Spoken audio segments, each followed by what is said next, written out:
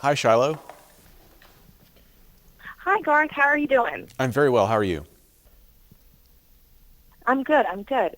So I work for a company called Everyday Family. We're a website, a pregnancy and parenting website. And we have a ton of members that I'm sure have heard your story already. But I'm excited to talk to you about it and learn some more. So would you mind just kind of starting us off with kind of the background and how you came to be where you are? Sure. So I have always written notes to my daughter and put them into her lunch. As she grew older, the notes took on more meaning. I used the notes as a way to communicate values and to help her grow up to be a strong, confident young woman. And unfortunately, when I was diagnosed with cancer, the notes took on a completely different meaning. And I started to look at the napkin notes as potentially leaving a legacy behind. So I've been diagnosed with cancer 4 times in the past 3 years. And I'm currently battling kidney cancer and prostate cancer.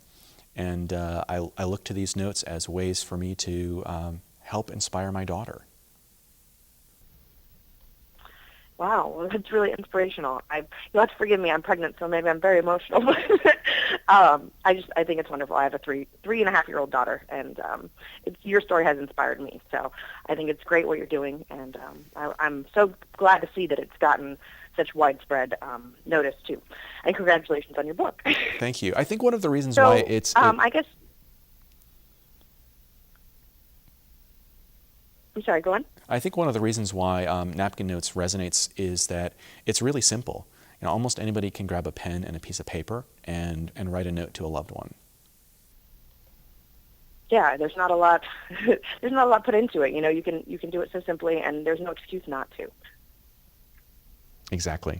So let's talk a little bit too about Giving Tuesday and what all this is about, and what's different about it this year than previous years. Right. Well, so what's great about Giving Tuesday is that we've kind of passed the hurdle of the hard start of the holiday shopping season. We're past Black Friday and Cyber Monday, and Giving Tuesday has historically been about turning to your local charities and nonprofits and helping them out through monetary donations. Patients Like Me is asking people to consider a different type of donation, a donation of their medical data. Patients Like Me started out a few years ago with two brothers actually trying to help their third brother who had ALS. And so they gathered this community of ALS patients and started to talk about how to best survive that disease.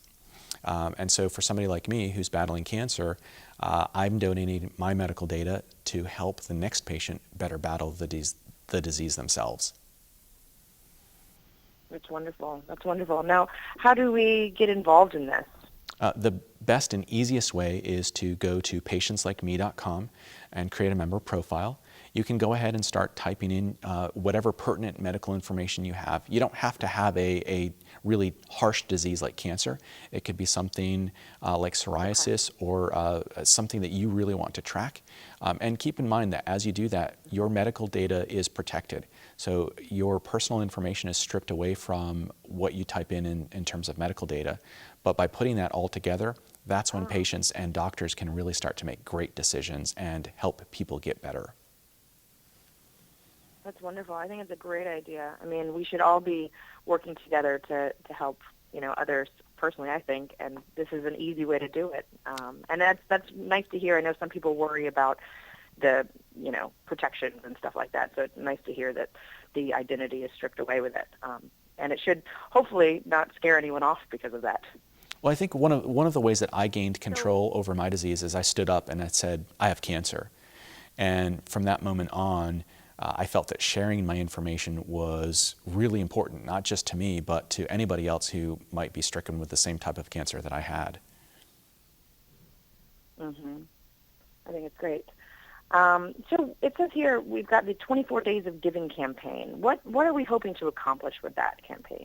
Really, it's about helping patients and the medical community at large make better decisions to help people get well. So it's very simple in that people like me who are ill or people who would like to track their own medical information, they can go to PatientsLikeMe.com, create a member profile, and start tracking that information. One of the great things about it is that somebody like me who's going through a lot of different types of treatments, I can log in daily and talk about how I'm feeling or what side effects I'm experiencing, and then even create a printout, and it's called a doctor's visit report, and you take it to your doctor so that you don't forget to bring up information that might have happened a month or 2 months ago. Yeah, that's great. That's a great resource. Because, I mean, I think that happens pretty regularly. I mean, you probably only see your doctor every so often, and there's a lot that goes on in between. I go in all the time, and if I don't have, And I mean, yeah, if I don't have good notes, then I you don't absolutely have it with forget. you. Yeah, exactly. Yeah, that makes sense. And it says, 24 days of giving, but ultimately we want to encourage people to do this year-round, right? Oh, absolutely. I think 24 is easy to remember, right? And it's December 2nd. Today's Giving Tuesday, and we end up on December 25th, which is, historically the end of the shopping season. So, and again, I'd like to thank everybody that is watching or listening and go to PatientsLikeMe.com and create their member profile today. Awesome. Well, can you just leave us with something kind of happy and give us some of your examples of the notes you've written to your daughter? I'd love to kind of share this with our members. Sure, absolutely. I'll share two before we wrap up. One is a reminder, and it's a very personal note from me to my daughter of a time when she was young and on the playground. And the note said, "Dear Emma, remember the time on the playground when your friend Colin looked up at on the jungle gym and said, 'I'll rescue you'? And you looked down at Colin and replied, 'I'll save myself. Be that girl. Be strong. Love, Dad.'" And that's a great reminder of how I'd like my daughter to grow up to be a strong young woman. And the last one is, it's appropriate for today, Giving Tuesday. It's a quote from Mother Teresa. "If you can't feed 100 people, then feed just one." It's great. Your daughter has got some a good role model to look up to, and hopefully you'll be around for a long time there for her physically as well. I appreciate that. Thank you so Good luck much. in it all. All right, have a good one. Thanks, you too.